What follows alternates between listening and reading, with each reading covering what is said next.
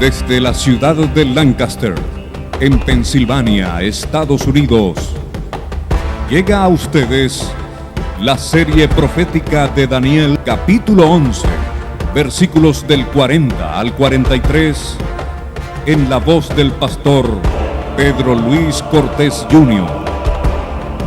Un mensaje de impacto para el mundo, esperando que sea de gran bendición.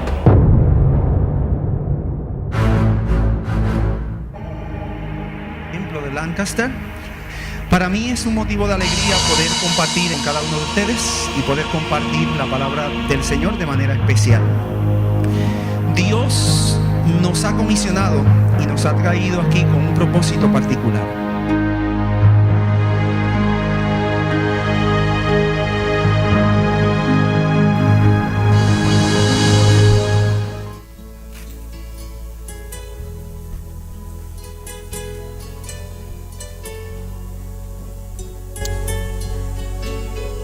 No, porque Señor, no, dime Señor, todo es tan triste en esta vida, hay hambre y guerras por doquier.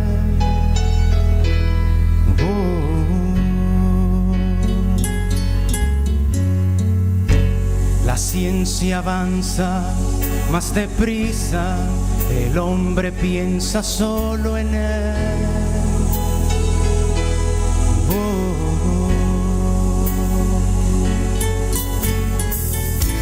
Todo está lleno de maldad, ya no se puede respirar, no hay sitio, no hay ningún lugar donde tú puedas descansar y ver la creación, tu obra, Señor. No, porque Señor, no, dime Señor. Miles perecen cada día sin conocer de ti, Señor.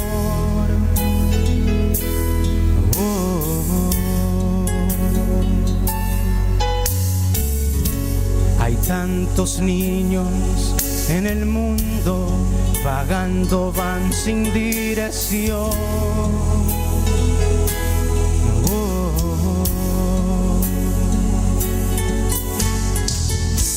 Dime, Señor, dímelo tú, dime hasta cuándo llegará aquel momento, aquel final, y la trompeta suene ya,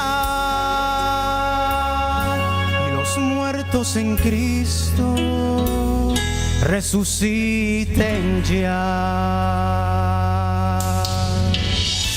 y junto a ellos volaré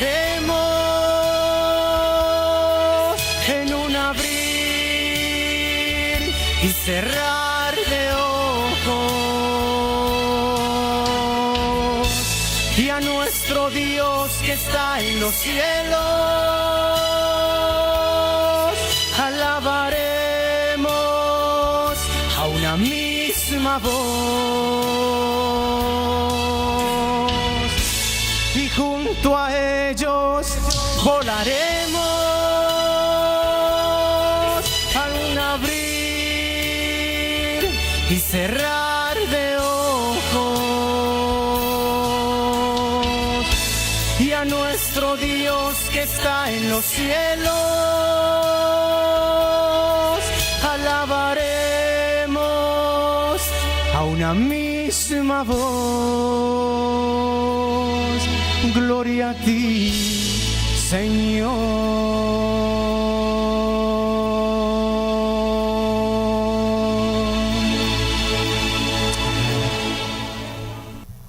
Bueno, creo que estamos preparados en esta mañana para poder recibir la palabra de Dios. El pueblo de Dios dice: a su nombre, a su nombre y a su gloria, más gloria. Estamos contentos de esta mañana poder tener al pastor Pedro Luis Cortés con nosotros. Viene desde la Isla del Encanto, desde la ciudad de Ponce, para estar con nosotros aquí. En esta semana él ha puesto todo su trabajo allá, ha puesto un paro para poder estar con nosotros en esta semana. Así que esperamos, hermanos, que podamos darnos cita cada día aquí para que podamos ver las maravillas de Dios entre nosotros. Con nosotros el pastor Pedro Luis Cortés. Esta es su iglesia. Esperemos que el Señor lo pueda usar grandemente durante esta semana y podamos aprender de lo que Él ha venido a enseñarnos. Cristo, Dios, tienen para nosotros un banquete espiritual durante esta semana. Así que con ustedes el pastor Pedro Luis Cortés. Buenos días a todos. Un feliz sábado para cada uno de los presentes. Es motivo de alegría, por lo menos en esta mañana, poderme encontrar aquí en el templo de Lancaster. Hacía como 4 años atrás habíamos visitado la iglesia de Londres, cuando estaba el pastor Alberto Valio. Y como 4 o 5 años después, pues llegamos hasta esta iglesia por la gracia del Señor. Para mí es un motivo de alegría poder compartir en esta mañana con cada uno de ustedes y poder compartir la palabra del Señor de manera especial. Dios nos ha comisionado y nos ha traído aquí con un propósito particular. El propósito particular por el cual el Señor nos ha traído hasta este lugar es recordarle a la iglesia adventista del séptimo día lo que ha olvidado. Yo creo que el tópico esencial que nuestra iglesia debe tener por delante como tópico es que Jesús vuelve. Y mi iglesia se ha olvidado de que Jesús vuelve. Durante esta semana nosotros vamos a estar enfatizando y mostrando que Jesús vuelve. Yo soy un firme persuadido y creo que Jesús viene en mis días. Yo soy de los que creo que Jesús, esta es la generación que verá a Jesús venir en las nubes de los cielos. Y si usted tiene alguna duda, yo le invito a que durante esta semana usted no haga lo posible por estar aquí. Porque si usted hace lo posible por estar aquí, no va a venir. Yo le voy a pedir que usted haga lo imposible para poder estar durante esta semana aquí. Y si usted hace lo imposible, usted va a llegar. Así que esperamos que durante esta semana podamos reunirnos noche tras noche en este lugar y podamos ver el tópico de que Jesús viene. Siempre que comienzo esta semana, donde quiera que la comienzo, siempre me gusta iniciar el tema con una declaración que aprendí que impactó mi vida. Es esa declaración que dice: para aquel que decide creer, ninguna prueba es necesaria. Para aquel que decide dudar, ninguna prueba será suficiente. Si usted ha decidido creer, usted no necesita pruebas porque usted decidió creer. Pero si usted es uno de los que decide dudar, y durante esta semana vamos a estar creyendo o dudando, por más enfático que su servidor pueda ser, por más que yo trate de proyectarle mis convicciones a cada uno de ustedes, porque usted decidió creer, usted no creerá. Todo es cuestión de fe y durante esta semana somos convidados a creer. El panorama político, el panorama religioso, el panorama político-religioso, el panorama económico, el panorama social, el panorama moral y lo que está sucediendo en la ecología, todo demuestra que Jesús viene. Y porque todos esos elementos han convergido en nuestra generación, por eso es que yo creo que Jesús viene en mis días. Yo me voy a estar concentrando durante esta semana solamente en el ámbito político-religioso. Les mencioné cerca de 7 evidencias. Solamente nosotros vamos a concentrarnos en el ámbito político-religioso. Nosotros durante esta semana vamos a estar estudiando solamente 4 versículos de la Biblia. Daniel 11:40, Daniel 11:41, Daniel 11:42 y Daniel 11:43. Eso es todo lo que vamos a estar estudiando durante esta semana. Pero usted va a ver que mucha información existe en estos tópicos. En esta mañana nosotros comenzamos a estudiar Daniel 11:40, un tema que hemos titulado El despegue hacia la hegemonía geopolítica. Hay un poder que ha comenzado a despegar y a despuntar para llegar al tope del mundo. Ese poder lo vamos a estar viendo en toda su extensión y viendo cómo la profecía describe el mismo. Para iniciar con el tópico de esta mañana, hemos de decir que era el 29 de septiembre del año 1978, cuando el Palacio Apostólico se hizo presa de la confusión.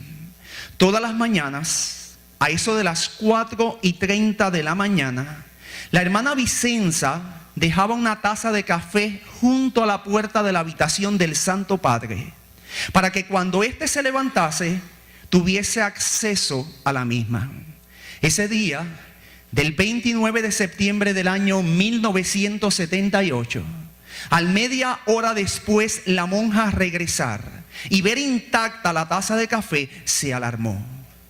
Decidió entrar y corrió una cortina. Lo que la hermana Vicenza vio allí detrás de aquella cortina habría de cambiar por completo la historia eclesiástica.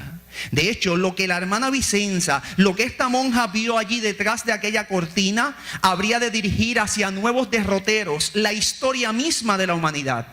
Y más aún, lo que esta monja vio allí detrás de aquella cortina habría de allanar el camino para el inicio de una profecía cuya última parte comenzaría a materializarse 10 años después del incidente que en esta hora nosotros tratamos.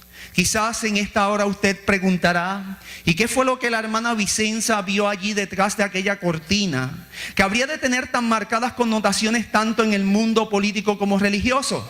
Bueno, mis amigos y mis hermanos, sencilla y llanamente, lo que esta monja vio allí detrás de aquella cortina cuando entró fue a este hombre, al Papa Juan Pablo I, el cual al momento de esta monja entrar a la alcoba, yacía encogido en su cama, con unos papeles en la mano como si hubiese estado leyendo.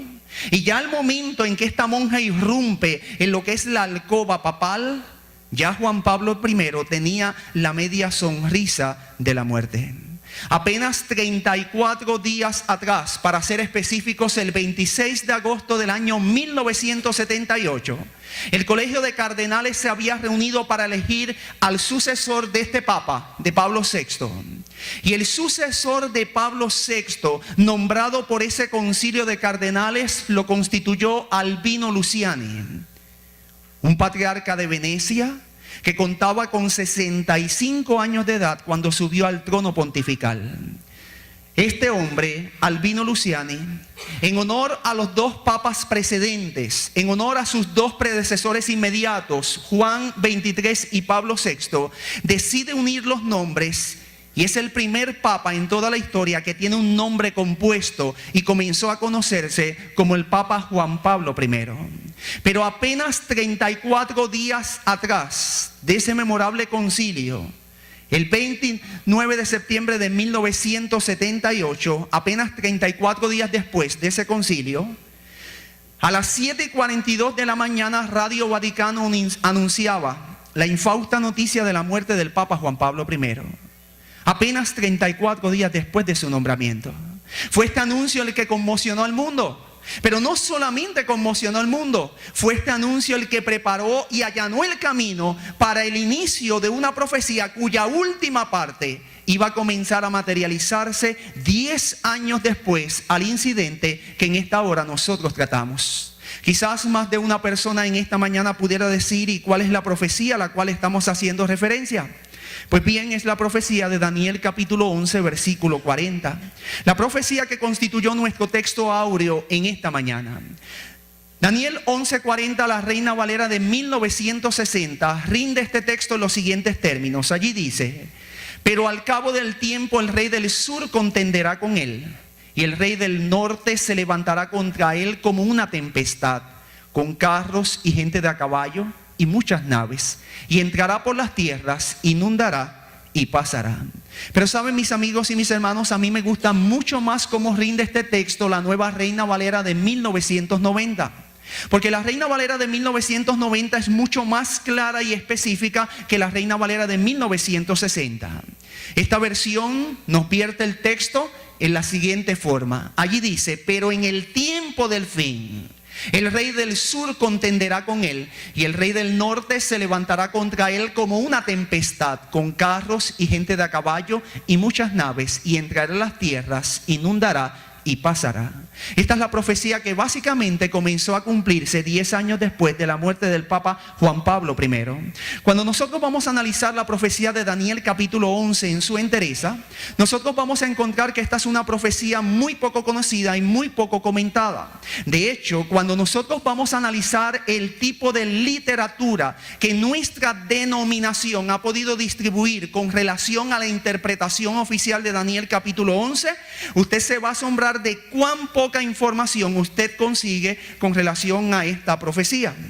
Si usted acude a algunos textos, se va a dar cuenta. Si usted acude y va a encontrar que autoridades eclesiásticas, como lo es el doctor Mervyn Maxwell, como lo es el doctor William Shea, como lo fue el doctor Desmond Ford, también se limitan a decir muy pero que muy poco con relación a la profecía de Daniel capítulo 11, versículo 40. Si usted acude al comentario bíblico adventista, que yo le invito a que usted vaya a él, se va a asombrar de cuán poca información usted encuentra comentando con relación a esta profecía. Y nosotros tendríamos que decir en esta hora que la iglesia adventista del séptimo día ha tomado esta posición por una razón. La razón se debe al amor y el respeto que merece la vida de todo creyente. Y usted me dirá en esta mañana que el pastor Cortés está diciendo que la iglesia ha omitido un escrito oficial de Daniel 11:40 sobre la base del amor. Sí, sobre la base del amor, pero más allá, sobre la base del respeto que merecen todos los seres humanos. Y usted oportunamente va a saber por qué. Pues la omisión de un escrito oficial de la iglesia explicando la misma obedece al principio de salvaguardar la vida de muchos hermanos que, por no vivir en países como esta nación que tiene libertad religiosa, por no tener los mismos privilegios que tenemos nosotros, si la iglesia emitiera una declaración oficial, pudiera poner en peligro la vida de esos hermanos. Y para que no causarles problemas a nuestros hermanos que viven en países que no tenemos las mismas libertades, entonces la iglesia ha decidido omitir un escrito oficial y ha dejado que cada hermano haga lo que tenemos que hacer, escudriñar las Sagradas Escrituras para llegar a su comprensión. Saben, mis amigos y mis hermanos, nosotros en esta mañana vamos a estar estudiando la profecía de Daniel capítulo 11. Y vamos a estar entrando a esta profecía, y antes de entrar a la misma yo quiero establecer un bosquejo de qué es lo que vamos a hacer, para que ustedes me puedan seguir. En primer lugar, vamos a establecer algunos puntos que son fundamentales e imperiosos que usted comprenda con relación a la profecía de Daniel 11 en su entereza. Es decir, en esta mañana nosotros vamos a estar estudiando el versículo 40. Pero para usted comprender el versículo 40, usted tiene que saber de qué trata el capítulo 11. Así que para facilitar una transición entre lo que usted no conoce a lo que usted va a conocer, yo voy a estar estableciendo una base fundamental de información mínima que usted necesita conocer con relación a esa profecía para que cuando entremos al versículo 40 usted lo pueda comprender. Una vez establezcamos esa base, vamos a pasar a una segunda parte. Vamos a presentar la evidencia bíblica. Y su servidor enfatiza esta palabra, la evidencia bíblica, que nos ofrece una base competente y suficiente para nosotros identificar y por ende desenmascarar los símbolos que están subterfugiados o escondidos allí en Daniel 11:40, que de hecho les adelanto, son dos. Hay dos símbolos proféticos en Daniel 11:40, es el rey del norte y el rey del sur. Y en esta segunda parte lo que vamos a estar haciendo es yendo a la Biblia, nuestro libro base de interpretación profética, y con la Biblia vamos a ir viendo qué representa el rey del norte y el rey del sur. Una vez nosotros hagamos esto, pasaremos a una tercera parte. Vamos a retomar el texto de Daniel 11:40, que es el que nos compete en esta mañana. Vamos a estudiarlo minuciosamente y de forma particular vamos a estar analizando detenidamente, minuciosamente cada una de las frases que aparecen en este versículo. Les adelanto algo. Esta parte es la parte más importante de todo el tema. Esta parte es la que va a demostrar que esa es la interpretación correcta de Daniel 11:40. Esta parte es la que va a complementar todo el panorama y va a cerrar con broche de oro lo que es la interpretación. Una vez hagamos eso, daremos una interpretación global para entonces después complementar nuestras conclusiones bíblicas y teológicas a las cuales hayamos llegado con su faceta histórica. Todos nosotros conocemos que toda profecía se cumple ¿en qué? En la historia. Y si la historia no valida las conclusiones a las cuales yo haya podido llegar, de nada me sirve el yo haber llegado a una conclusión teológica, porque la historia no la avala. Una vez dicho esto, pasemos entonces a nuestra primera parte. Establecer los puntos fundamentales con relación a Daniel capítulo 11 que usted necesita conocer. En primer lugar, debemos de decir que Daniel 11 posee una peculiaridad que es la que le otorga su sentido de complejidad. ¿Y usted sabe lo que significa eso? Eso lo que significa es que Daniel capítulo 11 es un capítulo sumamente difícil. De hecho, muchos estudiosos de las Sagradas Escrituras llegan a decir que Daniel capítulo 11 es el capítulo más difícil que contiene las Sagradas Escrituras en su entereza. Si usted tiene duda, yo le invito a que cuando usted llegue a su hogar, abra su Biblia en Daniel capítulo 11 y lea el capítulo. Y usted se va a percatar de cuán complejo es la profecía de Daniel capítulo 11. Daniel 11 es el único capítulo de la Biblia que con sumo lujo de detalles esboza la historia de la humanidad desde el tiempo de Daniel hasta el tiempo del fin. Y eso es lo que hace que Daniel 11 sea tan difícil. En otras palabras, yo encuentro que en un solo capítulo de la Biblia Dios hizo un resumen de más de 2500 años de historia. Es como si a usted le mandasen a hacer un resumen de 2500 años de historia en un solo papel. Pues eso fue lo que Dios hizo en Daniel 11. Hizo un resumen de 2500 años de historia. Pero lo impresionante de la profecía es que no es un resumen vago, no es un resumen amplio, es un resumen específico. Porque a diferencia de otras profecías, como por ejemplo la profecía de Daniel capítulo 2, que me habla de imperios, Daniel 11 no me habla de imperios. Daniel capítulo 11 se refiere a personajes particulares que tuvieron su intervención en la arena política de la historia. Porque allí yo encuentro que se alude a Marco Antonio. Allí yo encuentro que se alude y se habla de Cleopatra. En Daniel capítulo 11 se habla de una mujer que la historia conoció como Eunice y se habla de otra que se conoció como Berenice. Es decir, por encima de hablar de imperios, me habla de personajes particulares que tuvieron su intervención en la historia. Y esa es una de las peculiaridades de Daniel capítulo 11. Esa peculiaridad es la que lo hace tan interesante, pero a la vez tan complejo, pues recoge más de 2000 años de historia humana. En segundo lugar, yo quiero que usted comprenda que Daniel capítulo 11 presenta una pugna. Conforme usted entra a leer este capítulo, usted va a ver que Daniel 11 presenta una lucha. Y es una lucha que constantemente están llevando a cabo dos reyes. Dos reyes que el mismo capítulo se delimita a presentarlos como el rey del norte y el rey del sur. En esa lucha que llevan a cabo el rey del norte y el rey del sur, existe un pueblo que se encuentra en el centro. Y ahora yo quiero que usted comience a captar lo que quiero decir. Está el rey del norte y está el rey del sur. Ellos constantemente están luchando y eso es lo que describe la profecía de Daniel 11. Ahora, hay un pueblo que está en el centro de las luchas que llevan a cabo el rey del norte y el rey del sur.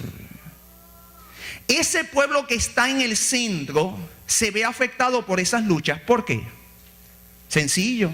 Porque cada vez que el rey del norte decide atacar al rey del sur, ¿por dónde tiene que pasar? Por el centro. Y si el rey del sur decide ripostar o contraatacar contra el rey del norte, ¿por dónde tiene que pasar? Por el centro otra vez. De ahí entonces que el pueblo que está en el centro de las luchas que llevan a cabo constantemente, el rey del norte y el rey del sur, se ve afectado por esas luchas. Vamos a un tercer punto que usted tiene que conocer con relación a Daniel 11. Lo que determina la identificación del rey del norte y del rey del sur respectivamente es su ubicación geográfica siendo observados desde Palestina misma. Y explicamos lo que significa eso.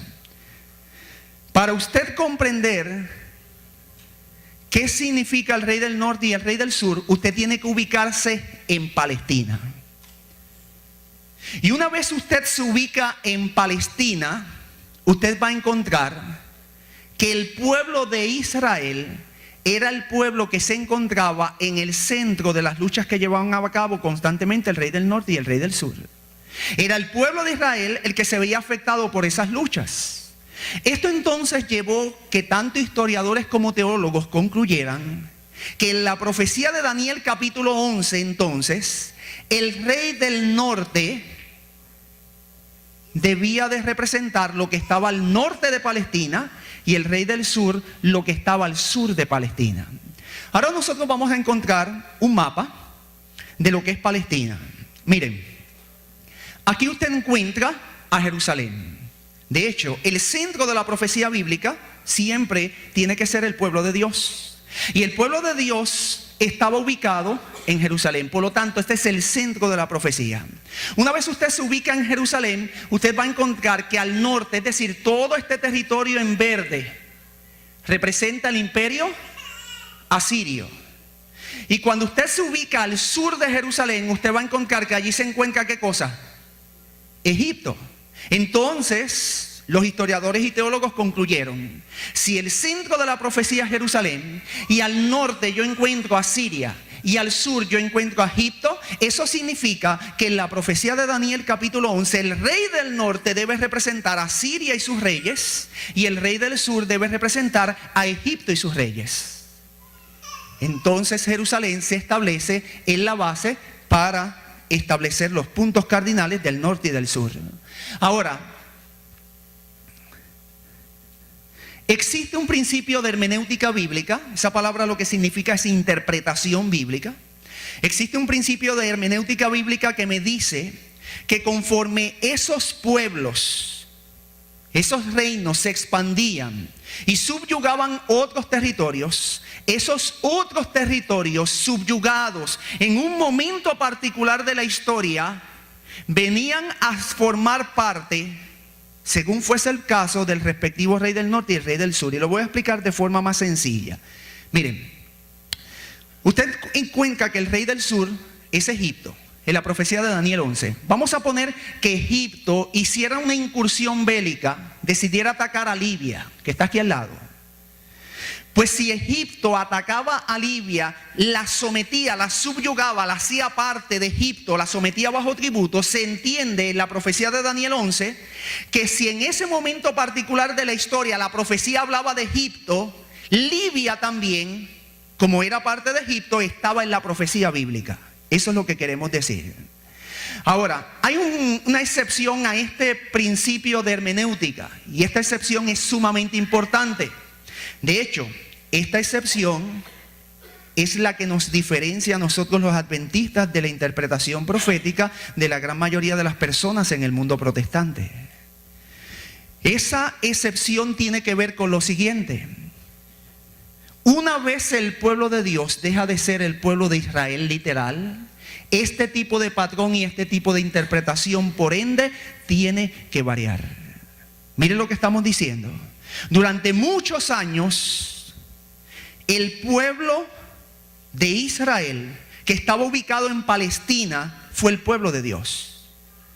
Pero la profecía señalaba, sobre todo la profecía de las 70 semanas, que había un término particular para el Israel como pueblo de Dios. Una vez llegara ese término, Dios iba a rechazar a Israel e iba a suscitar o a levantar un nuevo Israel. Ese Israel ya no sería étnico ni geográfico. Significa que ya no estaría compuesto por judíos ni estaría ubicado solamente en Palestina, sino que el nuevo Israel que Dios se proponía levantar ya no iba a tener limitantes étnicas ni geográficas. Iba a estar disperso por el mundo e iba a estar compuesto por toda clase de personas. Cuando usted acude a las Sagradas Escrituras, usted va a encontrar que esta transición se dio en un momento particular. En el año 34, el máximo concilio judío aprobó la lapidación de Esteban. Y cuando se aprobó la lapidación de Esteban, Israel selló su término máximo que Dios le había dado. Entonces Dios toma las promesas, los privilegios y deberes que Dios había depositado en Israel, los deposita sobre un nuevo Israel.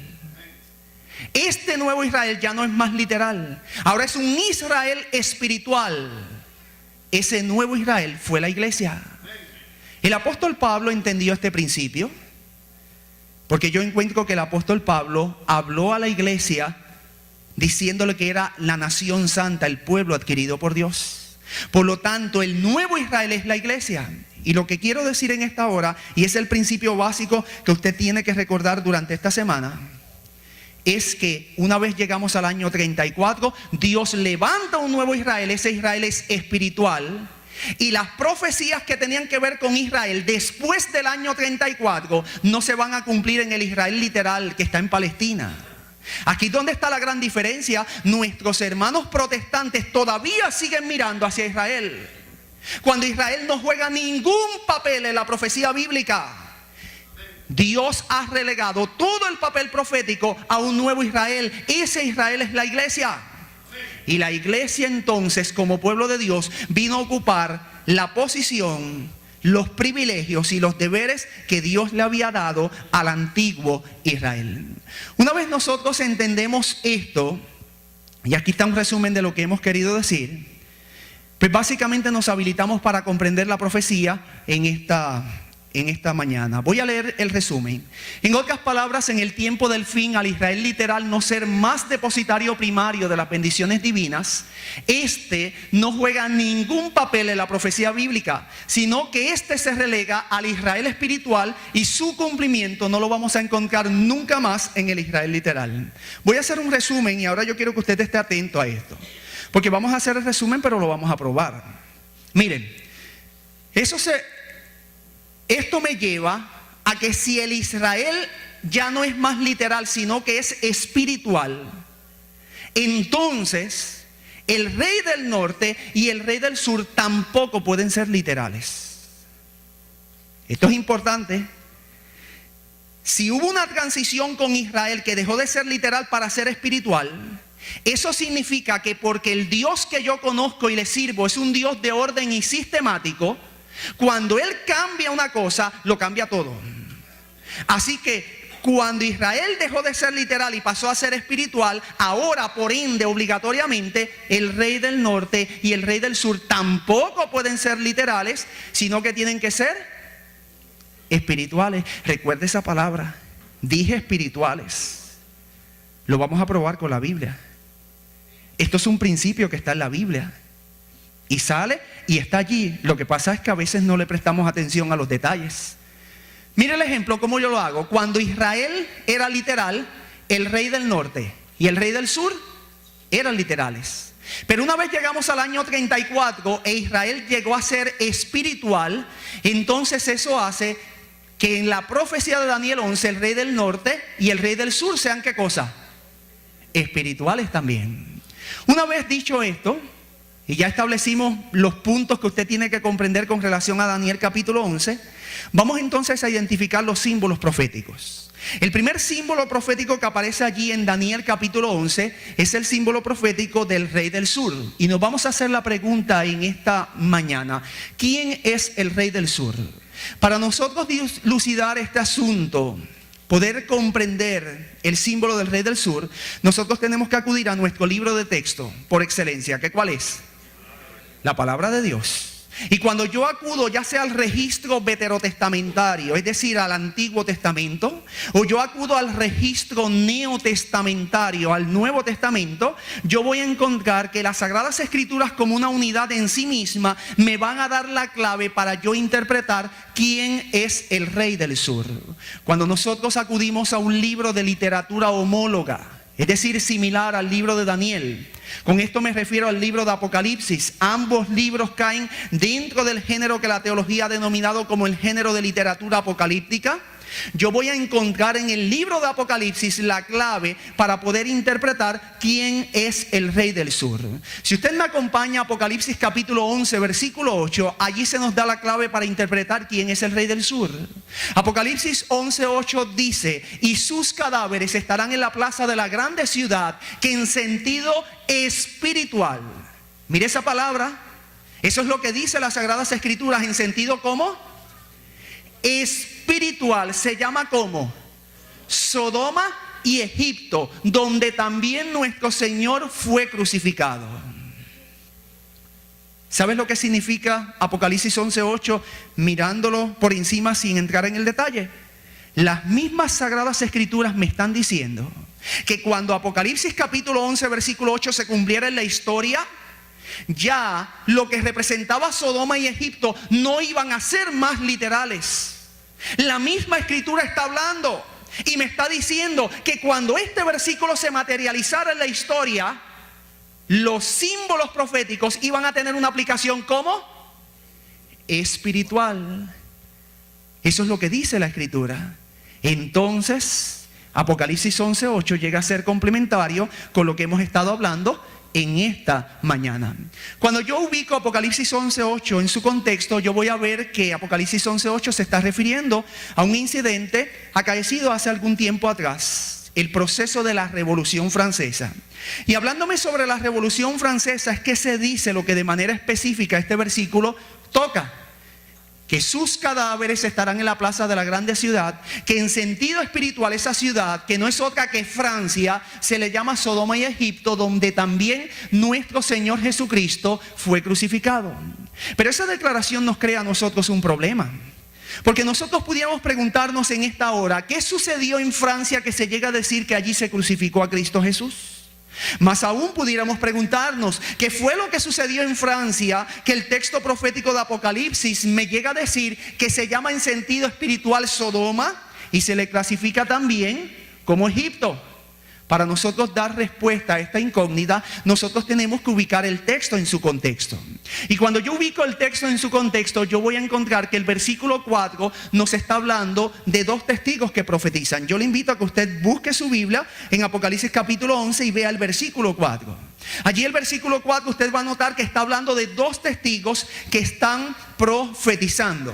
Si usted acude un poquito para atrás, es decir, va al versículo 3, usted va a encontrar que allí se predice que esos dos testigos están profetizando durante 1260 años, que equivalen a 1260 días, que equivalen a 1260 años, vestidos con una vestimenta muy particular, vestidos de saco, vestidos a la usanza que en la antigüedad se utilizaba para expresar luto, tristeza, duelo, muerte, opacamiento de la alegría. Porque cuando usted se vestía de saco era porque quería expresar alguno de estos sentimientos.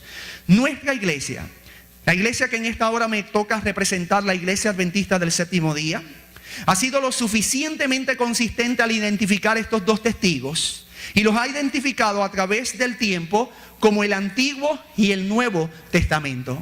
Y se describen como profetizando vestidos de cilicio, vestidos de saco durante 1260 años, porque el poder político religioso que aludía a la profecía y que imperó desde el año 538 hasta el año 1798, lo que propiamente hizo con la palabra de Dios, con el Antiguo y el Nuevo Testamento, fue eso: vestirla de saco. ¿Por qué? Porque la palabra de Dios por sí misma tiene luz. La palabra de Dios por sí misma es gloriosa. Pero durante el período prescrito por la profecía, 1260 años que corren desde el 537 hasta el año 1798, un poder político religioso tomó la palabra de Dios y le quitó su brillo. ¿Cómo le quitó el brillo? A través de dos procesos. Por un lado, la institución de la Iglesia Católica Romana dijo que junto con la palabra de Dios tenía igual validez la tradición. Entonces, al poner al mismo nivel, al equiparar la tradición con la palabra de Dios, le quitó el brillo natural que tenía la palabra de Dios. Pero no solamente la institución de la Iglesia Católica Romana le quita el brillo a la palabra de Dios a través de ese proceso, sino que esa institución también suprime del libre uso y accesibilidad al pueblo de la palabra de Dios. Mis amigos y mis hermanos, escúchenme por un momento. Nosotros no pensamos mucho en eso, pero hasta los otros días, estoy hablando en 1800, eso no va mucho tiempo, la iglesia prohibía que las personas tuvieran Biblias en sus casas. ¿Usted quiere una prueba? Yo le invito a que usted compre el libro 50 Years in the Church of Rome, 50 años en la iglesia de Roma, escrito por Carlos Pascual Chinichi. ¿Tú sabes qué cuenta Carlos Pascual Chinichi? Que su padre tenía una Biblia, y un día el sacerdote de su pueblo oyó que allí había una Biblia. Así que ¿sabes qué hizo él? Fue directamente hasta la casa y le pidió al padre de Carlos Pascual Chinichi la Biblia. Una vez la tomó, que era la que le leía a su familia todos los días, se la llevó. Un detalle interesante es que aunque Carlos Pascual Chinichi vio eso y se le quedó grabado en su mente, con todo y con eso, él estudia para ser sacerdote. Y durante 50 años ejerce como sacerdote, pero al final de los 50 años decide salir de la iglesia de Roma. Hasta los otros días la iglesia tenía poder absoluto con la palabra de Dios, pues a través de esa segunda forma se le quitó el brillo, se vistió de saco a la palabra de Dios. Esos dos testigos profetizan vestidos de cilicio, por lo que ya hemos dicho. Ahora llega a decir el versículo 7 que cuando estos dos testigos, que son el Antiguo y el Nuevo Testamento, hayan acabado su obra de profetizar vestidos en ropa de luto durante el periodo prescrito, que dice el versículo 7, la bestia que sube del abismo hará guerra contra ellos, los vencerá y los ¿qué? Yo quiero que ahora usted note un detalle sumamente impresionante en la profecía. Mire lo que está diciendo la profecía. La profecía dice que el poder descrito en los versículos del 3 al 4 solamente le iba a quitar el brillo a la palabra de Dios. Escuche, no iba a exterminar la palabra de Dios, solamente le iba a quitar su brillo. Yo encuentro eso interesante, porque eso es lo que propiamente hizo la institución de la Iglesia Católica Romana. La institución de la Iglesia Católica Romana nunca ha desechado la palabra de Dios. No. Ellos dicen que la Biblia es una fuente más entre las varias que ellos tienen para interpretar. En ese sentido, cumple lo que Dios había escrito en Apocalipsis capítulo 11, que tan solo le iba a opacar su brillo. Pero dice el versículo 7 que va a venir un movimiento después del período de supremacía papal que concluyó en el año 1798, que a ese movimiento, proféticamente hablando, sí le estaba reservado destruir la palabra de Dios. Ese movimiento es descrito como la bestia que sube del abismo, que hará guerra contra la palabra de Dios, los vencerá y los matará. Este movimiento iba a destruir la palabra de Dios. En otras palabras, me está describiendo lo que sucedió en la Revolución Francesa, donde la Biblia fue acallada en su totalidad. Se quemaron Biblias por montones. Y más que eso, se decretó que Dios no existía. De hecho, mis amigos y mis hermanos, escúcheme algo. Francia ha quedado en la historia marcada como el único país que se ha atrevido a redactar leyes a través de sus legisladores diciendo que Dios no existe. Todo país reconoce que Dios existe. El único país que oficialmente hablando por sus legisladores ha dicho que Dios no existe ha sido Francia. Y eso es decir mucho. Entonces, bajo el contexto de la Revolución Francesa, es que el versículo 8 me llega a decir que esa ciudad se llama en sentido espiritual como Sodoma y Egipto, por una razón.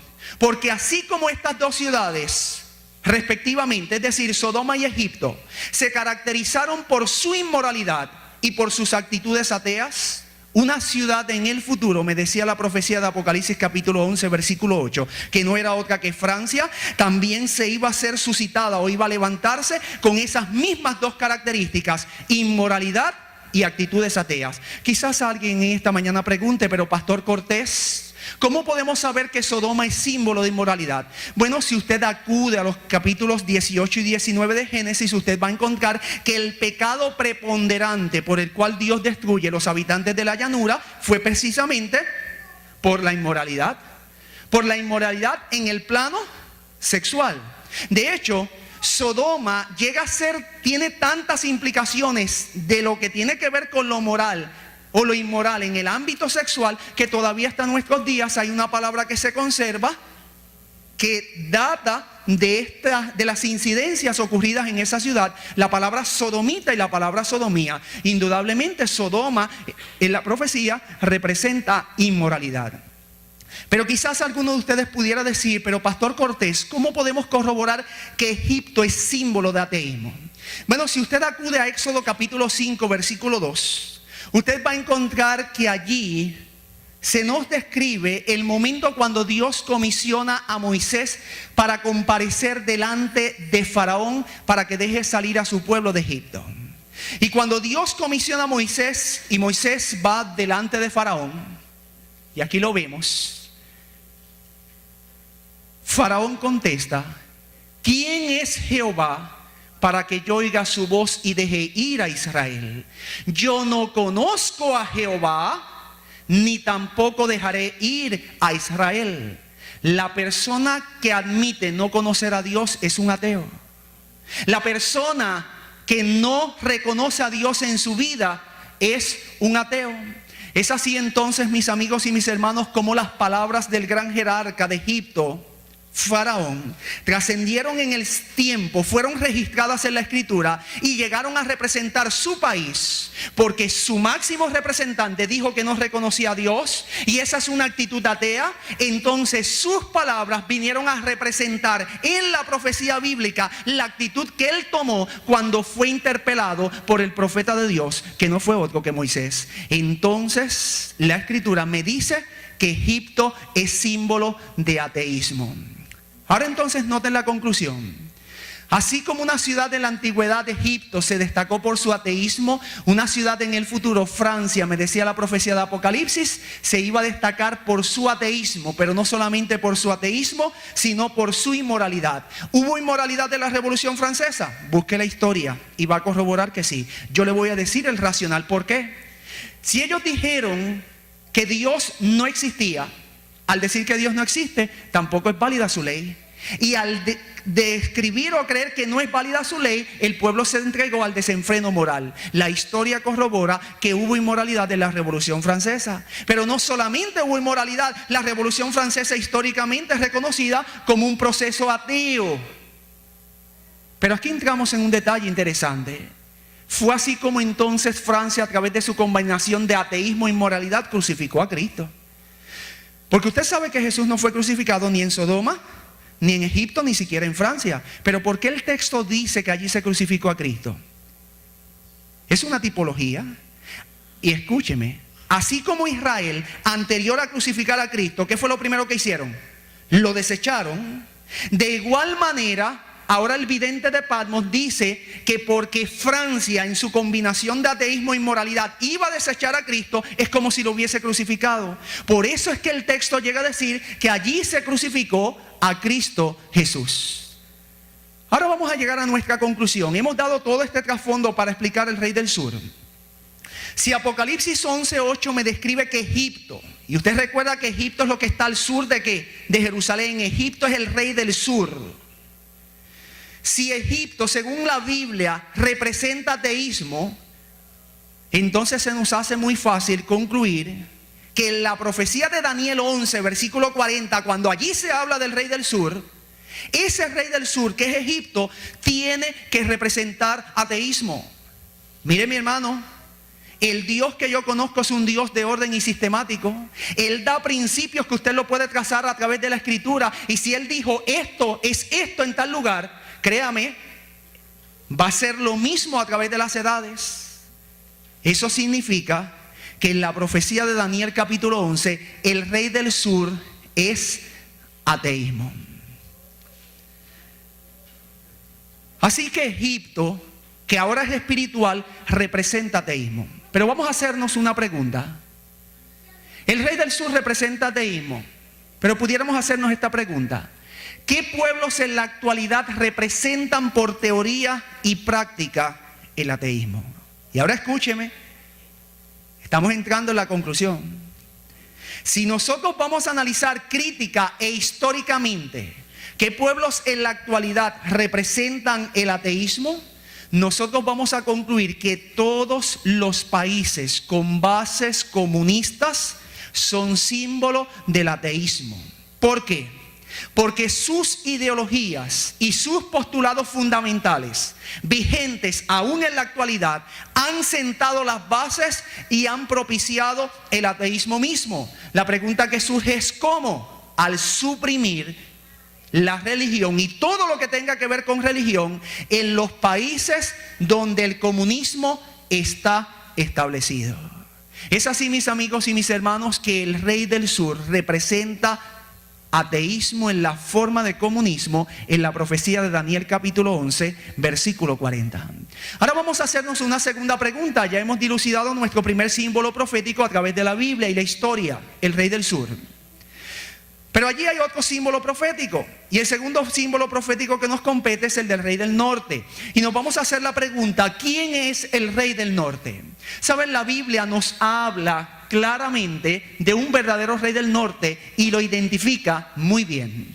Si usted acude al libro de Isaías y me acompaña allí en el capítulo 14 y lee los versículos 13 y 14, allí usted va a encontrar la clave para poder interpretar quién es el rey del norte. Cuando usted acude a Isaías capítulo 14, versículos 13 y 14, usted va a encontrar la siguiente declaración. Dice la palabra del Señor en esta porción: tú que decías en tu corazón, subiré al cielo, en lo alto, junto a las estrellas de Dios, levantaré mi trono, y en el monte del testimonio me sentaré a los lados ¿de qué? Del norte. Sobre las alturas de las nubes subiré y seré semejante al Altísimo. Si usted tiene su Biblia abierta, y yo le invito a que usted abra su Biblia y vaya a Isaías capítulo 14, usted va a encontrar que algunas Biblias en el encabezamiento dicen profecía contra el rey de Babilonia. Y si usted busca con detenimiento, cuando usted analiza Isaías capítulo 14, usted va a ver que esa es una profecía que se aplica en primera instancia a Babilonia y su rey. Es decir, esa es una profecía que fue dada para el rey de Babilonia. Pero la profecía de Isaías capítulo 14 tiene una peculiaridad. Y la peculiaridad es que esta es una profecía dual. Es decir, es una profecía doble. No solamente se aplica al rey de Babilonia, sino que también se aplica a Lucero o Lucifer, ese ser que Dios creó y que debido a tanto y tanto esplendor que tenía, en algún momento de su existencia, él llegó a pensar que él podía ser igual que Dios. De hecho, ese pensamiento, ese racional, la forma como eso se conjuga en Lucifer, es lo que me describe Isaías capítulo 14, versículos 13 y 14. Me dice allí la Biblia que esa rebelión comenzó con el proceso donde él, el ser creado, llegó a decir: yo voy a subir al cielo, pero voy a subir hasta lo más alto del cielo. Y allí en lo más alto del cielo, junto a las estrellas, yo voy a establecer mi trono. Pero ¿notó usted, mi amigo y mi hermano que me escucha, en qué lugar específico, en qué lugar particular Lucero quería establecer su trono? ¿Qué me dice la Escritura? En los lados del norte, me dice el libro de Isaías.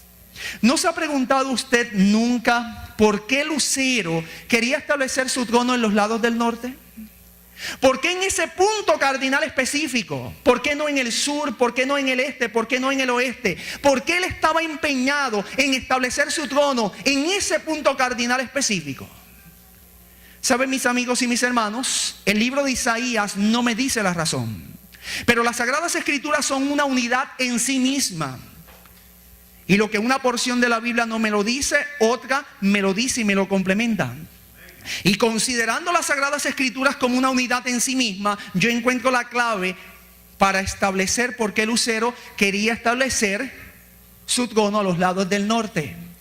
Cuando yo acudo a un libro de literatura homóloga, al libro de Daniel, al libro de Apocalipsis, y voy allí a Apocalipsis 12 del 7 al 9, allí yo encuentro la clave para saber por qué Lucero quería establecer su trono a los lados del norte.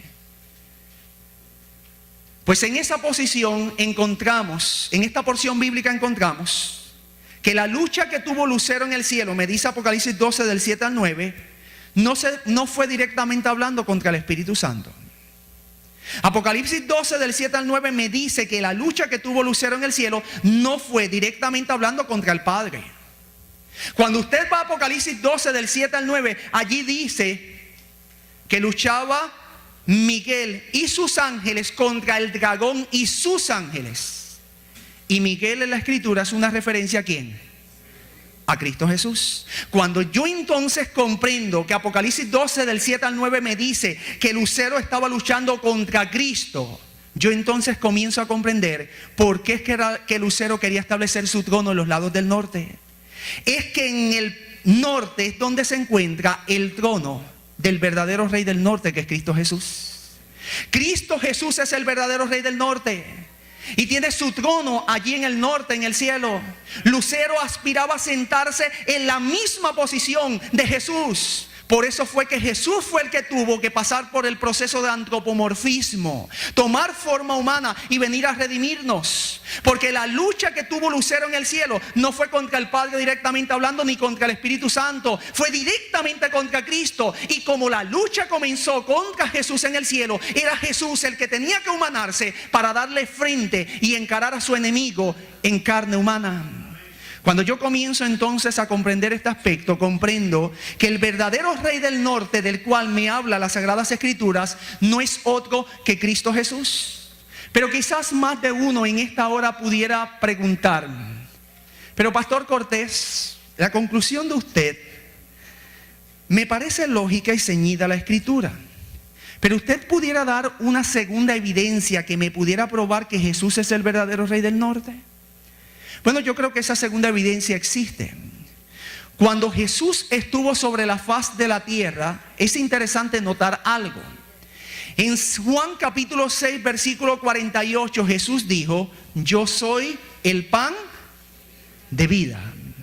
Y en Juan capítulo 6, versículo 51, es decir, un poco más adelante, Él volvió a repetir la misma verdad cuando llegó a decir: yo soy el pan vivo que descendió del cielo.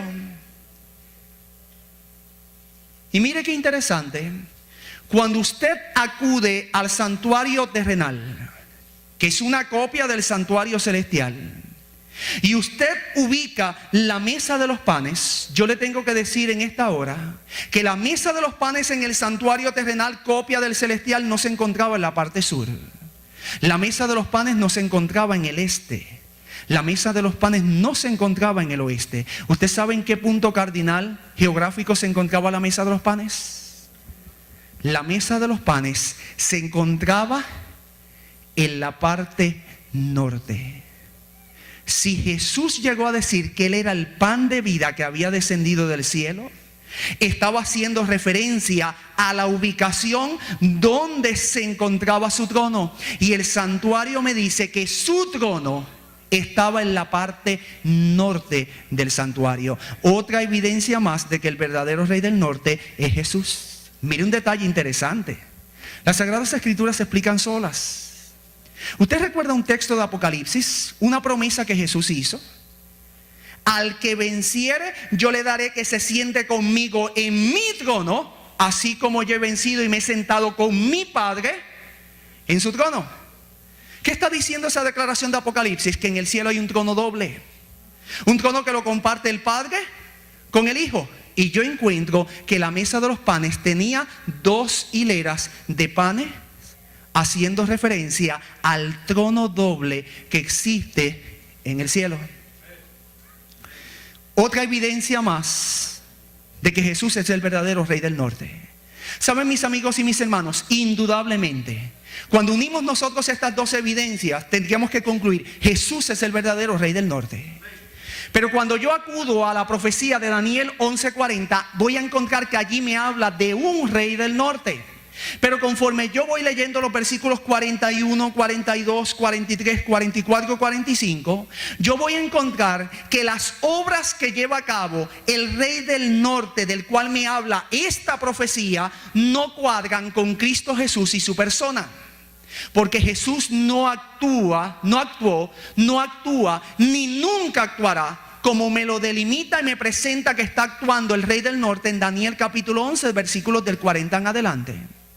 Entonces eso me lleva a fraguar una conclusión. La conclusión es lógica y definitiva. Si las obras que lleva a cabo el rey del norte en Daniel 11 del 40 en adelante no cuadran con Jesús, pues el rey del norte del cual me habla ahí no puede ser Jesús.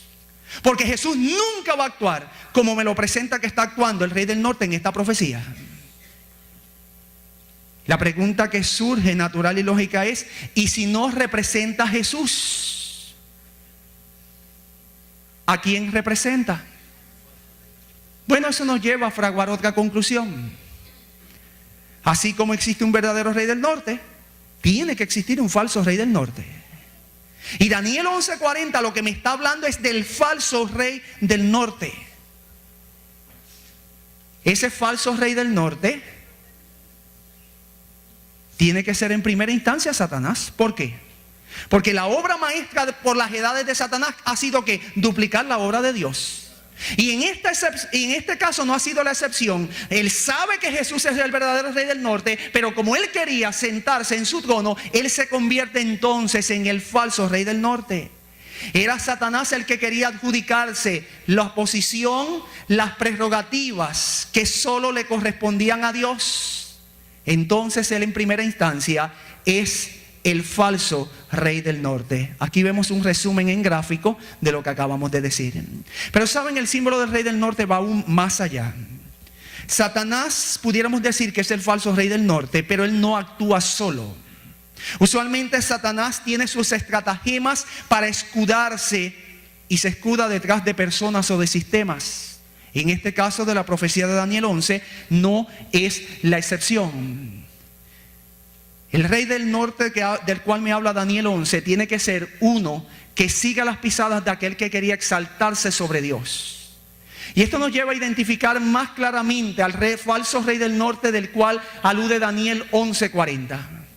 El falso rey del norte del cual me habla esta profecía no es otro que la institución de la Iglesia Católica Romana. Es esta iglesia la que se ha adjudicado y se ha autodesignado los poderes, la posición y las prerrogativas que solo le corresponden a Dios. ¿Por qué decimos que se ha adjudicado los poderes? ¿Usted sabe lo que dice esa iglesia en sus escritos oficiales? Que el poder que tiene el Papa es tan y tan vasto que inclusive puede llegar a excomulgar a los ángeles. Se ha adjudicado la posición porque su máximo representante, cabeza visible de la iglesia, el Papa, se sienta sobre un trono y recibe adoración como si fuera Dios, cuando la Biblia dice que el único que merece tal adoración es solo Dios. Se ha adjudicado las prerrogativas, porque las Sagradas Escrituras dicen que el único que tiene poder para perdonar pecados es Jesús, es Dios. Y la iglesia, a través de su magisterio eclesiástico, dice que Dios les ha comisionado y les ha dado el poder a los sacerdotes para perdonar los pecados. Entonces esta institución, porque se ha adjudicado los poderes, la posición y las prerrogativas que solo le corresponden a Dios, es esa institución la que está representada en la profecía de Daniel capítulo 11, versículo 40. Ya hemos identificado el rey del sur, que representa ateísmo en la forma de comunismo. Ya hemos identificado el rey del norte. El verdadero rey del norte es Jesús, el falso rey del norte es Satanás, pero actúa a través de una entidad que es de la cual me habla Daniel capítulo 11, la institución de la Iglesia Católica Romana. Y aquí vemos en gráficos lo que es ese simbolismo. Vamos entonces, una vez hemos identificado los símbolos, a entrar a la parte más importante del tema. Yo les dije que esta era la parte más importante. Esta es la parte que va a corroborar que las conclusiones a las cuales hemos llegado indudablemente son así. La Reina Valera de 1960, la primera frase que emite es la siguiente: pero al cabo del tiempo. Me gusta mucho más cómo lo rinde la Reina Valera del 90, porque allí no me dice al cabo del tiempo. A mí allí me define cuál es ese cabo del tiempo. Me dice que es en el tiempo ¿de qué? Del fin. Cuando la Reina Valera del 60 dice al cabo del tiempo, se refiere a un lapso de tiempo posterior entre lo último enunciado, que fue lo que enuncia el versículo 39, y lo que a continuación sigue. Pero cuando la Reina Valera del 90 me dice en el tiempo del fin, me está dando un momento particular en la historia para yo comenzar a datar esta profecía bíblica. Tú y yo conocemos que el tiempo del fin, históricamente hablando, dio inicio ¿en qué año?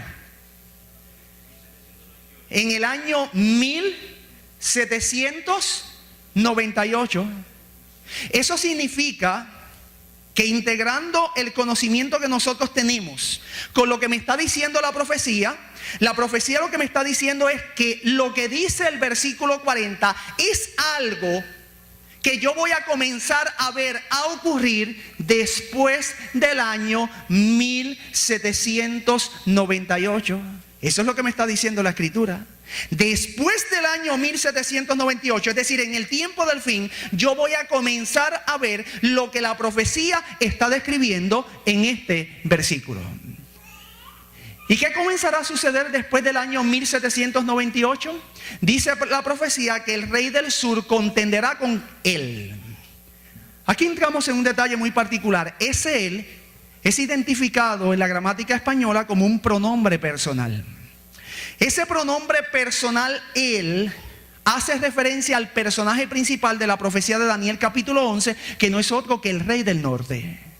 Y cuando entonces yo entiendo que este pronombre personal hace referencia al rey del norte, lo que la profecía me está diciendo, y vamos a integrar, que después del año 1798, el rey del sur va a comenzar a luchar contra el rey del norte. Pero ya nosotros en esta mañana aprendimos lo que significa el rey del sur y lo que significa el rey del norte. Por lo tanto, nosotros podemos sustituir el significado de los símbolos en esta expresión y vamos a entender qué es lo que nos está diciendo la profecía. La profecía lo que nos dice es que después del año 1798, el ateísmo en la forma de comunismo va a comenzar a luchar contra la institución de la Iglesia Católica Romana. Eso es en sencillas y llanas palabras lo que está diciendo la profecía de Daniel capítulo 11, versículo 40 en sus primeras expresiones. La pregunta que surge naturalmente es: ¿pudiéramos nosotros encontrar alguna evidencia histórica que nos corrobore que después del año 1798 el ateísmo en la forma de comunismo, tal y cual Dios lo había dicho 2500 años atrás, comenzó a luchar contra la institución de la Iglesia Católica Romana? La respuesta es sí. Miren, hay una revista que es la revista Time, del 4 de diciembre del año 1989. Estoy sacando información histórica no de revistas nuestras. Esto es una revista secular y mundial. Mire lo que decía allí. Allí decía, hasta recientemente los batallones del marxismo, el marxismo es el comunismo, parecían llevarle la delantera a los soldados de la cruz. Con la revolución bolchevique de 1917, note el año, 1917 es posterior a 1798, y por ser posterior a 1798 está haciendo cumplir la profecía en el tiempo del fin, después del año 1798. Con la revolución bolchevique de 1917, Lenin prometió tolerancia, pero entregó terror. Rusia se tornó roja con la sangre de los mártires, dice el padre Gleb Yakudin, el agitador más valiente de la ortodoxia rusa en favor de la libertad religiosa. Ahora escuche, durante los primeros 5 años de dominio bolchevique, es decir, de dominio comunista, 28 obispos y 1.200 sacerdotes fueron cortados por la hoz roja. Es decir, el comunismo los exterminó. Stalin aceleró grandemente el terror, y hacia el mandato de Khrushchev, la liquidación del clero había alcanzado un estimado de 50.000 víctimas. Miren, mis hermanos, tal y cual Dios lo había dicho más de 2.500 años atrás, cuando llegó la hora cero, la profecía comenzó a cumplirse. Y después del año 1798, siendo específicos, en el año 1917 comienza a surgir el rey del sur. Comienza a surgir el ateísmo en la forma de comunismo, tal y cual Dios lo había dicho más de 2500 años atrás. Ese poder comienza a luchar contra la Iglesia Católica Romana. Su lucha no solamente fue ideológica, la lucha llegó a ser tan y tan literal que dice que durante los primeros 5 años, 28 obispos y 1.200 sacerdotes perdieron la vida. Hacia el mandato de uno de los mayores dictadores, Khrushchev, la liquidación del clero había llegado a un estimado de 50.000 víctimas. 50.000 personas de la Iglesia Católica Romana comenzaron a perder sus vidas porque la lucha llegó a ser literal. Pero Dios había establecido, y entramos en la segunda frase, la siguiente declaración: y el rey del norte se levantará contra él. Este segundo pronombre personal, ubicado en su contexto, que es un contexto de contraataque, hace referencia entonces al rey del sur. Y lo que la profecía me está diciendo es lo siguiente: primero el rey del sur ataca al rey del norte, pero después el rey del norte contraataca al rey del sur. Cuando nosotros entonces interpretamos esta frase, lo que significa es que en algún momento después del año 1798, sin ser específico, el falso rey del norte va a comenzar a luchar contra el poder del rey del sur, interpretando, porque ya ustedes conocen los símbolos, lo que la profecía lo que me está diciendo es que después del año 1798, la institución de la Iglesia Católica Romana, en algún momento en el tiempo del fin, va a comenzar a atacar al ateísmo en la forma de comunismo. Cuando yo sigo interpretando y entro a la próxima frase, yo voy a encontrar que la próxima frase dice que cuando la Iglesia Católica Romana se levante para contraatacar al comunismo, lo hará como una tempestad. Eso es lo que dice Daniel 11:40. Ahora, yo quiero ubicar esta frase en el contexto del tiempo de Daniel. ¿Cómo se levantaba una tempestad? Porque aquí el vidente está utilizando una metáfora, una comparación. Y una tempestad en el tiempo de Daniel tenía 2 características básicas. Se levantaba de repente, porque no había los medios para saber lo que había en la atmósfera. Y se levantaba cuando nadie lo esperaba. Escuche, una tempestad en el tiempo de Daniel tenía 2 características. Se levantaba de repente y se levantaba cuando nadie lo esperaba. La pregunta clave que hace su servidor es: ¿quién esperaba que el comunismo cayera como cayó? ¿No fue acaso de repente que cayó el comunismo? ¿No nos acostamos nosotros con una Alemania dividida y nos levantamos al otro día viéndolo por la magia de nuestros televisores, una Alemania unificada? Indudablemente, tal y cual Dios había dicho, la Iglesia Católica Romana se iba a levantar contra el comunismo e iba a derrumbarlo de repente y cuando nadie lo esperaba. Sigue diciendo la profecía, con carros, gente de a caballo y muchas naves. Las naves son barcos. En otras palabras, la profecía me dice que cuando la Iglesia Católica Romana se iba a levantar contra el comunismo, iba a ser de repente cuando nadie lo esperaba, pero como un poderoso batallón que se iba a dirigir hacia la guerra. Le iba a dar guerra al comunismo. Eso es lo que me está diciendo la profecía, con una fuerza arrolladora. Pero note usted algo, mis amigos y mis hermanos, y ahora sígame. Los carros son medios de locomoción rápidos porque son tirados por caballos. Los jinetes van sobre caballos y van también de forma rápida. Y los barcos quizás son un poco más lentos, pero dos de los medios que Daniel ve en la visión son rápidos. Eso significa que la lucha que va a encabezar la Iglesia Católica Romana contra el comunismo va a ser una lucha veloz, va a ser una lucha rápida. Y mire las implicaciones en la historia. Yo encuentro interesante que el comunismo se forma, impera y subsiste en un lapso de 70 años. Y lo que había tomado 70 largos años en forjarse, que parecía un movimiento monolítico, en 12 años con 9 meses, un solo hombre, el Papa Juan Pablo II, cabeza visible de la iglesia, logró derrumbar lo que había tomado cerca de 70 años en formarse. Cuando usted saca la proporción de 70 años contra 12, usted va a ver que indudablemente fue sumamente rápido. Pero voy a ir más allá. Cuando usted ve estas imágenes, y dejo las imágenes porque son más gráficas, hay dos elementos que tienen, ¿qué cosa? Caballos. Los carros son tirados ¿por qué? Por caballos, y los jinetes llegan a ser jinetes porque están montados sobre caballos. Y usted dirá, ¿y qué de importancia tiene eso? Tiene mucha importancia. Mírenlo.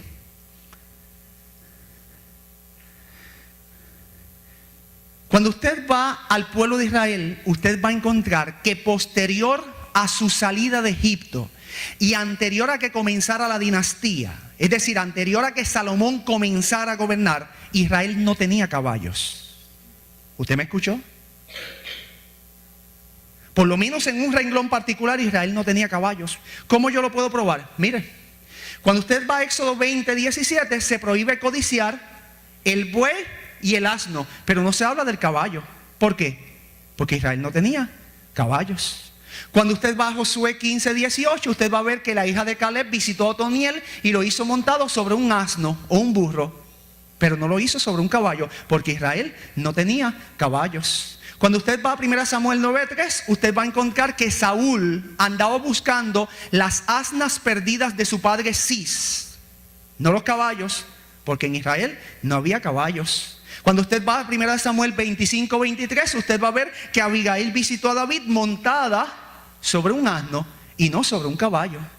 Y cuando usted acude a 1 Samuel 18:9, Absalón quedó en la enramada y él iba montado ¿sobre qué? Sobre un mulo, pero no sobre un caballo, porque Israel no tenía caballos. ¿Y por qué Israel no tenía caballos? Porque Dios se los había prohibido. Mire la declaración.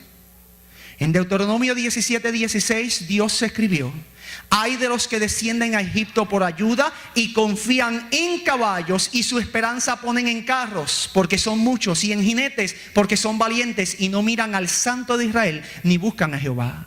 Uno de los mayores productores de caballos era Egipto, y Dios, cuando ellos salieron de Egipto, se los prohibió, porque Dios sabía que si Israel iba a buscar caballos, tenía que volver ¿a dónde? A Egipto, de donde Él los había sacado y libertado. Así que para que no volvieran, Dios se los prohibió. Pero Dios le prohíbe a Israel tener caballos por otra razón. Sale de Deuteronomio 17:16.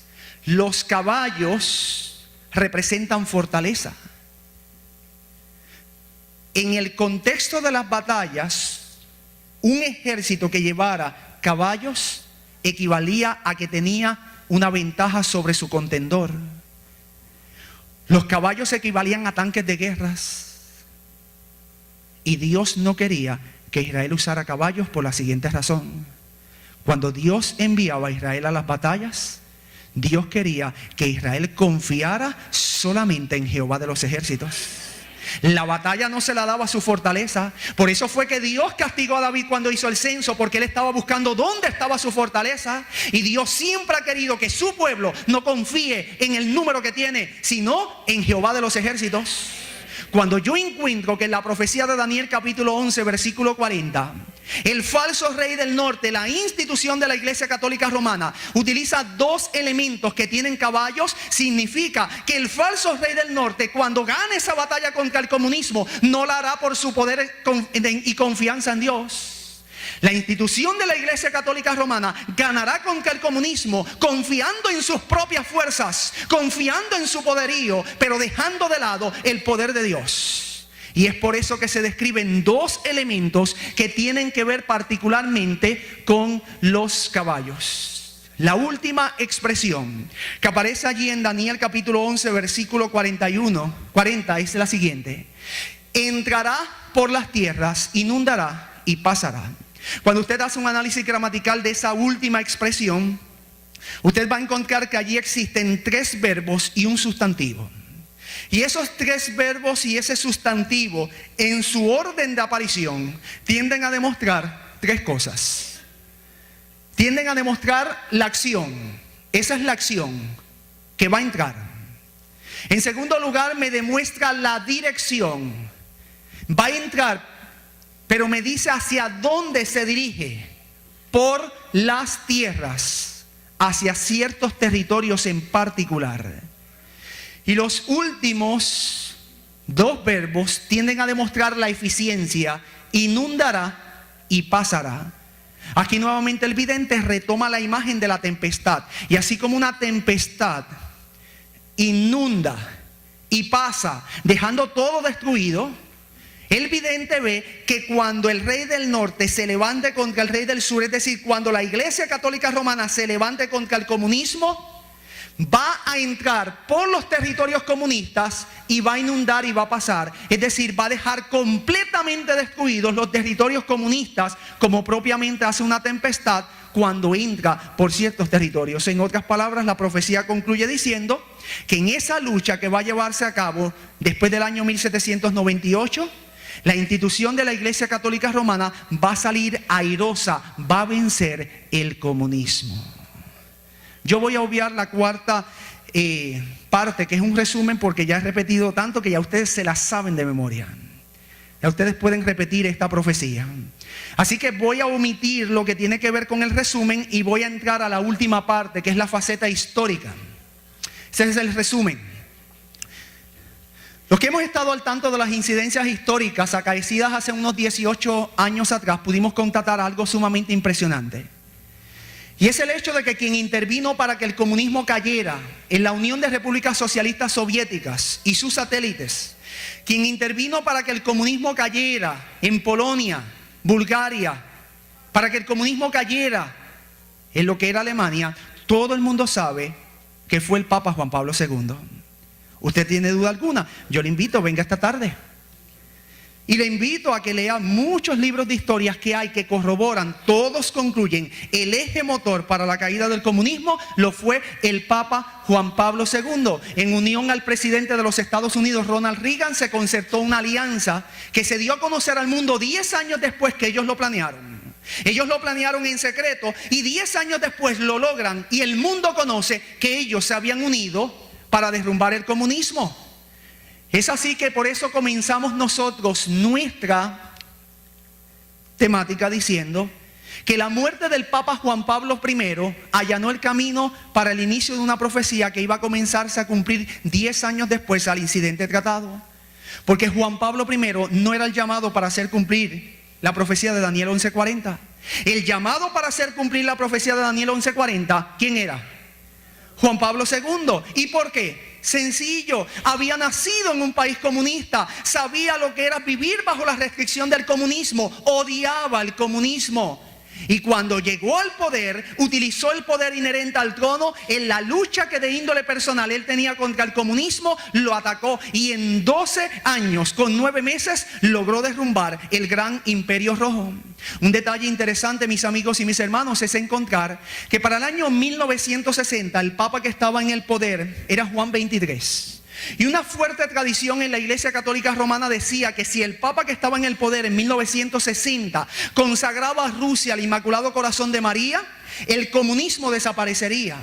Cuando al Papa Juan XXIII le mostraron ese documento, él lo leyó y lo engavetó y dijo: esto no es para nuestros tiempos.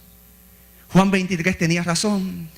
No era él el llamado a hacer cumplir Daniel 11:40. El llamado a hacer cumplir Daniel 11:40 era un papa que vendría más de 15 años después de su pontificado, Juan Pablo II. ¿Por qué Juan Pablo II y no Juan Pablo I? Dice la historia que cuando Juan Pablo II, Karol Wojtyła, que es su nombre original, se graduó de sacerdote y tuvo que estudiar a escondidas del gobierno porque el gobierno prohibía la preparación de seminaristas, fue asignado a una parroquia rural que se encontraba 50 kilómetros al sur de Cracovia. Era una parroquia sencilla que tenía cerca de 200 habitantes y allí Karol Wojtyła comenzó a ser sacerdote. Fue allí donde comenzó a ejercer su oficio como sacerdote. Fue allí donde bautizó niños, donde ungió personas, donde practicó la extrema unción. Fue allí donde llegó a ser un sacerdote como tal. Pero dice la historia que estando en esa parroquia rural, también fue allí donde conoció de primera mano el funcionamiento de la maquinaria estalinista, cómo funcionaba el comunismo. Dice la historia que uno de los jóvenes que pertenecía a la parroquia de Karol Wojtyła fue apresado por la policía secreta. Cuando la policía secreta lo apresó, le inquirió sobre los planes que esa parroquia tenía en ese sector. Cuando aquel joven se negó a decirle qué era lo que ellos planeaban hacer, dice en la historia que la policía secreta le propinó una brutal golpiza. Ese joven al otro día llegó en estado de choque a lo que era la parroquia de Karol Wojtyła y le comentó lo sucedido.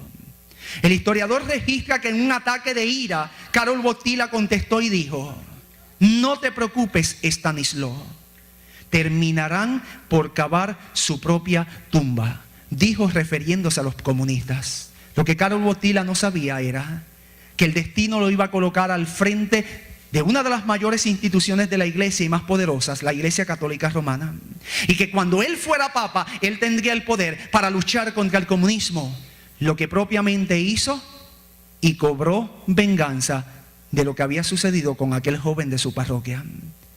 Cuando llegó la hora cero, mis amigos y mis hermanos, la profecía comenzó a cumplirse. Y tal y cual Dios lo había dicho más de 2500 años atrás, todo comenzó a ocurrir. Tú y yo estamos en el año 2009. Muchos otros elementos de Daniel 11 han comenzado a cumplirse. Mis hermanos, no haga lo posible esta semana, haga lo imposible y venga. No solamente venga usted. Usted tiene familia que quieren que se salve. Usted tiene amigos que aprecia. Ellos deben de estar aquí. En esta semana nosotros vamos a probar. Jesús vuelve. Yo no tengo duda alguna. Jesús vuelve en mis días. Y mientras Jesús vuelve y se acerca a pasos agigantados, mi iglesia duerme. Y permita al cielo que durante esta semana, asistiendo cabalmente, nosotros seamos despertados a la realidad de que Jesús está por regresar a la tierra. El tiempo es corto y tenemos que aprovecharlo para predicar y prepararnos. Porque Dios vendrá a salvar a su pueblo, no en sus pecados, sino de sus pecados. Y permita al cielo que nosotros nos estemos preparando en el tiempo presente para ese encuentro. Solamente queda hacer un último llamado. Jesús es el verdadero Rey del Norte. Y yo quiero en esta mañana concluir diciendo, porque Jesús es el verdadero Rey del Norte, es mi invitación a que tú lo aceptes como verdadero Rey en tu vida. El falso Rey del Norte dará paz y seguridad, una paz y seguridad aparente, pero la paz y seguridad definitiva vienen de Jesús. Y es mi deseo y oración que tú comiences desde el día de hoy preparándote para echar mano por la fe de Cristo Jesús, y que el próximo sábado tú puedas decirme: yo quiero echar mi suerte con el verdadero rey, porque quiero ser un príncipe o una princesa del reino de los cielos. Dios les bendiga y les guarde.